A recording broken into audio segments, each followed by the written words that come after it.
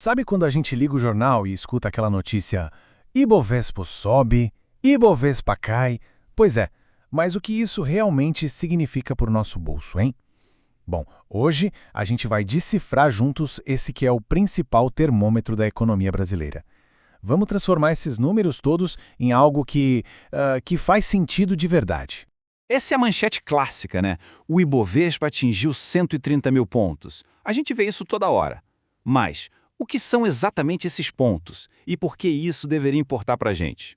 Olha, fica por aqui que nos próximos minutos essa frase aí não vai ter mais nenhum segredo, prometo. Então, vamos lá. Começando pelo começo, como tem que ser. Para a gente entender de vez o Ibovespa, primeiro a gente precisa sacar o que é um índice de mercado. E olha, é bem mais simples do que parece. Pensa comigo. Um índice não é uma coisa que dá para comprar, tipo uma ação da Petrobras, sabe? Não. Ele é como se fosse uma cesta de compras, uma carteira teórica. Dentro dessa cesta, a gente junta as ações mais importantes e mais negociadas do mercado. É basicamente uma fotografia, um retrato do desempenho geral da nossa economia. E essa analogia do termômetro é perfeita. Pensa só, se a maioria das grandes empresas do Brasil está indo bem, as ações delas valorizam. O que acontece com o termômetro? Ele sobe. Agora, se elas estão em baixa, o termômetro desce. O Ibovespa então mede exatamente isso. A temperatura, o humor geral do mercado financeiro. E aqui, olha só, a gente vê uma diferença fundamental. Quando alguém compra uma única ação, o risco fica todo concentrado ali, naquela empresa. É como colocar todas as fichas num número só da roleta. Já quando a gente olha para o índice, a visão é panorâmica, diversificada. O risco se dilui, porque ele reflete a média das maiores empresas do país. Faz sentido, né? Ok, agora que o conceito de índice está mais claro, vamos focar na nossa estrela principal aqui, o Ibovespa. Ele é a referência, o que a gente chama de benchmark do mercado de ações brasileiro. E olha, ele não é novato não. O Ibovespa foi criado lá em 1968. Desde então, a missão dele é essa, ser o principal indicador do desempenho das nossas ações. E a relevância dele é gigante. Pensa que ele reflete o comportamento de cerca de 80% de todo o dinheiro negociado na Bolsa. 80% é muita coisa. Quem administra tudo isso é a B3, a nossa Bolsa de Valores. Tá, mas como é que uma empresa faz para entrar nessa carteira tão seleta, nesse clube exclusivo? Bom, não é por acaso não. A B3, que como a gente viu, administra a Bolsa, tem regras bem claras e bem objetivas para isso. E quais são essas regras do jogo? Para entrar nesse clube, uma ação precisa ser, acima de tudo, relevante. O que isso quer dizer? Primeiro, negociabilidade. Ela tem que estar entre as mais negociadas. Segundo, presença. Tem que ter sido negociada em quase todos os dias do último ano. Terceiro, volume. Ela tem que movimentar uma grana considerável do mercado. E por último, preço. Não pode ser uma penny stock, aquelas ações que valem menos de R$1. No fim das contas, tudo se resume à liquidez e à representatividade. E o ponto mais importante aqui é que não tem achismo. Não é alguém que escolhe, eu gosto dessa empresa. Não. Está tudo documentado na metodologia oficial da B3. São regras matemáticas, preto no branco, para garantir que o índice seja um espelho fiel das empresas mais importantes do nosso mercado. Agora, um detalhe super importante. Nem todas as ações dentro do índice têm o mesmo peso. Pensa num time de futebol. O gol do atacante estrela às vezes parece que vale mais, né? Aqui é parecido. Empresas gigantes como Vale, Petrobras, Itaú, elas têm um peso muito maior no cálculo. Então, se a ação da Vale sobe bastante, ela puxa o índice todo para cima. E o contrário também é verdade, claro. E claro, o mercado muda o tempo todo, né? Por isso, a composição do Ibovespa não é fixa. Ela é reavaliada a cada 4 meses.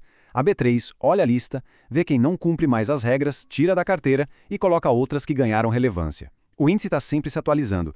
Ok, a gente já entendeu o que é o índice, quem está dentro dele. Agora vem a pergunta que todo mundo quer saber. A pergunta de 130 mil pontos. O que esse número significa em dinheiro de verdade? Pois é, a gente olha para esse númerozão aí, 130 mil pontos, e parece uma coisa super abstrata, de outro mundo, né? Mas a conversão para reais é, acredite, muito, mas muito simples. É isso, um ponto é igual a R$1. Simples assim. Então, quando o jornal diz que o Ibovespa está em 130 mil pontos, quer dizer que o valor total daquela nossa cesta teórica de ações é de R$130 mil. É só uma convenção, um jeito de facilitar o acompanhamento do mercado. Então, como essa pontuação muda? É a soma de tudo que acontece com as ações lá dentro.